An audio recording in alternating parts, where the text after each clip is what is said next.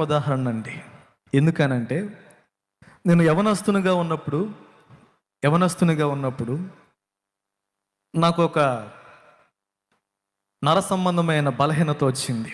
నరాల్లో blood clot అయిపోయి, రక్త ప్రసరణ ఆగిపోయి, కాలి దగ్గర నుంచి ఈ నెత్తి వరకు బ్లడ్ పంపింగ్ ఆగిపోయి, చేయి పని చేయటం ఆగిపోయింది, కాలు పని చేయటం ఆగిపోయింది.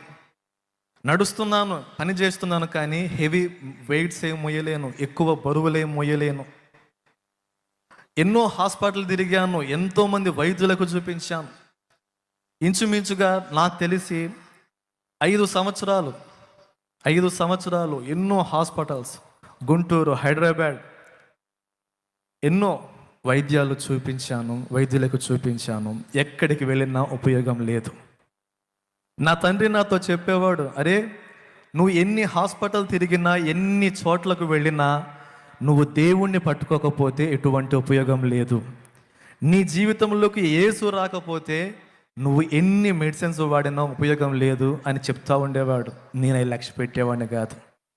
ఆయన సేవకుడు, ఏదో ఆయన మాట ఆయన చెప్తాడు, మన చేసే ప్రయత్నం మనం చేయాలి కదా అని ఎన్నో హాస్పిటల్స్ తిరుగుతూ ఉండేవాడిని.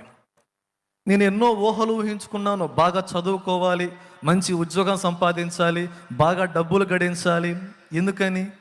దైవ సేవకుని కష్టం నాకు తెలుసు, ఆయన పడే శ్రమ నాకు తెలుసు. నా చిన్నప్పుడు అనుకునేవాడిని, ఏ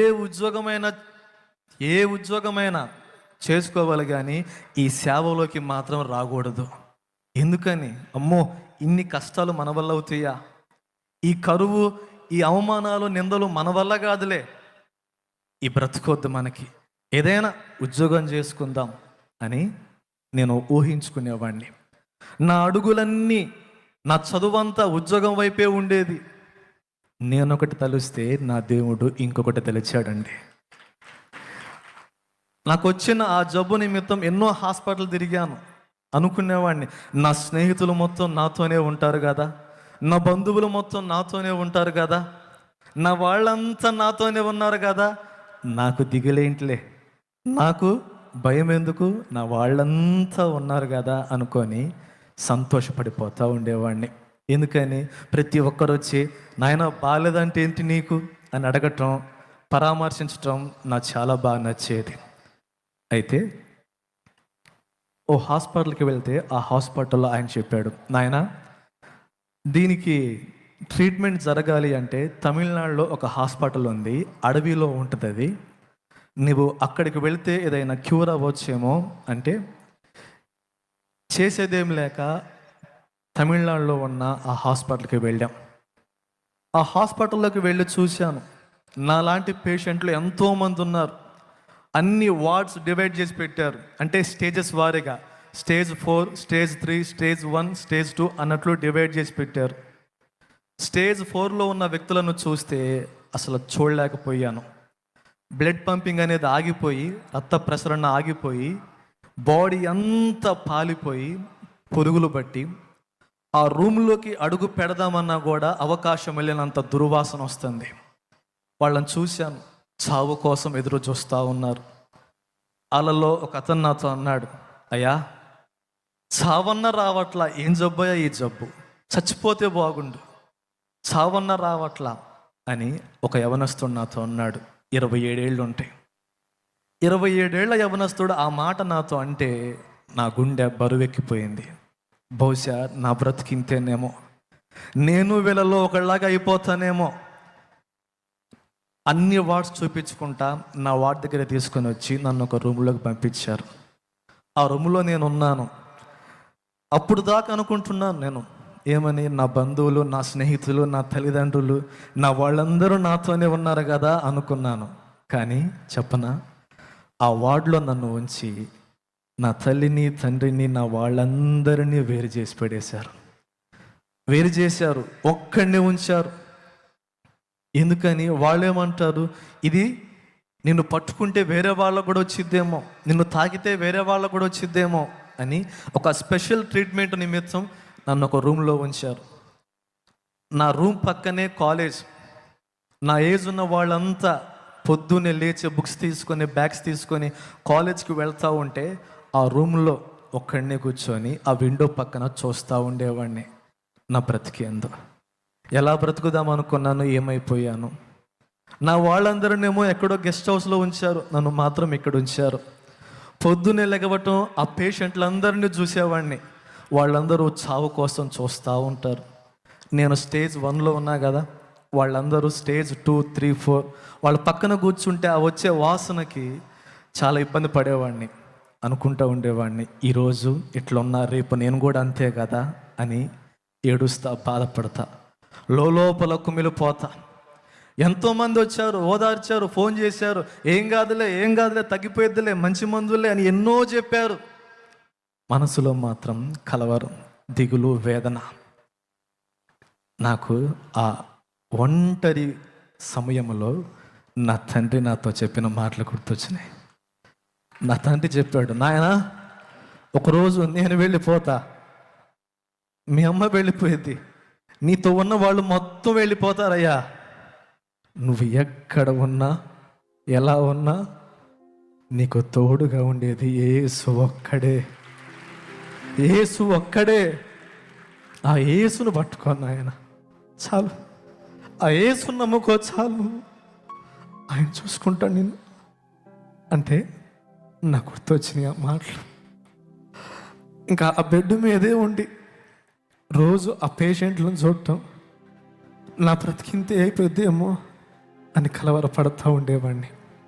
అప్పుడు ఆ సమయంలో నేను పడుకున్నాను, నిద్రపోతా ఉన్నా. ఆ నిద్రలో నాకు స్వరం వినిపిస్తుంది, నాకు మాట వినిపిస్తూ ఉంది, నా కుమారుడా, నా కుమారుడా,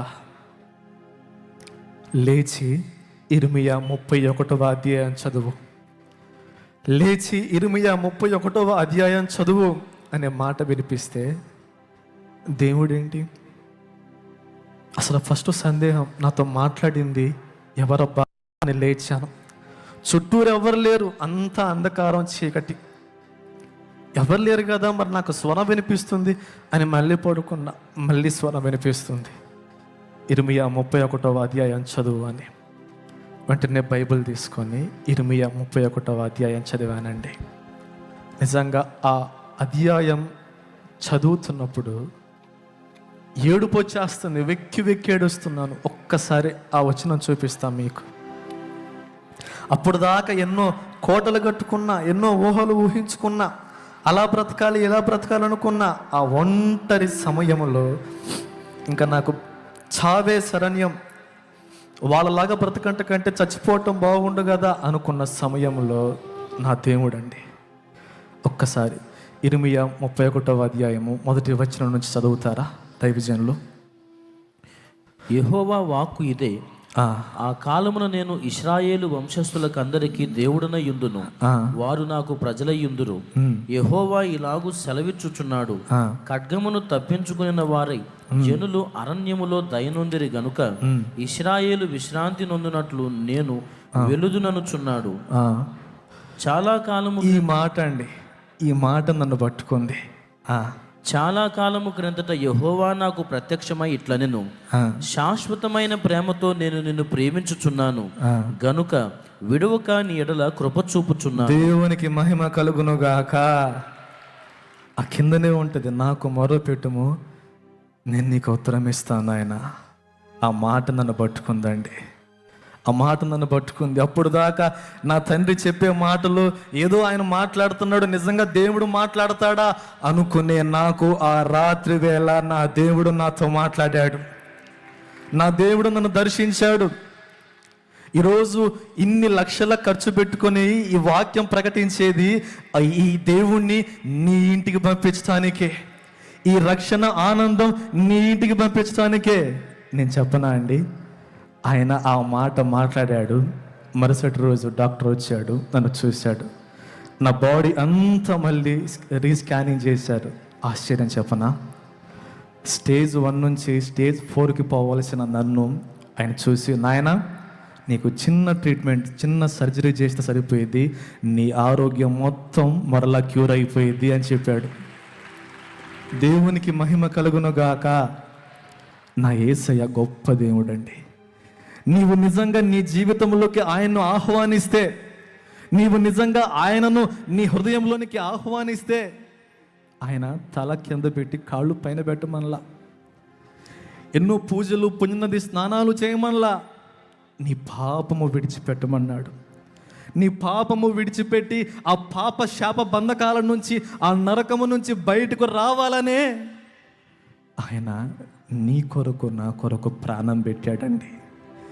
నీ పాపముల కోసం, నా పాపముల కోసం సిలువలో బలియాగమయ్యాడు. నీ రోగమును నా రోగమును ఆయన భరించాడు. యేసు ప్రభు సిలువ మీద ఆయన వేలాడుతున్నప్పుడు ఆయన తల మీద ముళ్ళ కిరీటం పెట్టారు. వాస్తవానికి మనం మూవీస్లో చూస్తాం, యేసు ప్రభు తల మీద ముళ్ళ కిరీటం పెడతారు, చిన్న ముళ్ళై. కానీ చెప్పనా, వాస్తవానికి ఆయన తల మీద గుచ్చిన ముళ్ళు ఇంచుమించుగా ఒక ముళ్ళు సైజే 3 అంగుళాలు ఉంటుంది. నా యేసు ఏ హృదయంలోకి ప్రవేశిస్తే ఆ హృదయం నేను పొందిన ఆనందాన్ని పొందుతుంది. ఈరోజు నాకు సంతోషం, నాకెవరూ లేకపోయినా నా యేసు నాతోనే ఉన్నాడనే సంతోషం, నా యేసయ్య నాతోనే ఉన్నాడు, నా వెన్నంటే ఉన్నాడనే ధైర్యం. నా కోసం అంత బలియాగం చేశాడు, నా కోసం అంత చిత్రవద భరించాడు, నా పాపముల నిమిత్తము అంత యాతన భరించాడు. ఎవరు చూపిస్తారండి ప్రేమ, ఇంత ప్రేమ? నా వాళ్ళు అనుకున్న వాళ్ళు నన్ను వదిలేసిపోయారు. నాతోనే ఉంటారనుకున్నవారు నన్ను ఒంటరిని చేసిపోయారు.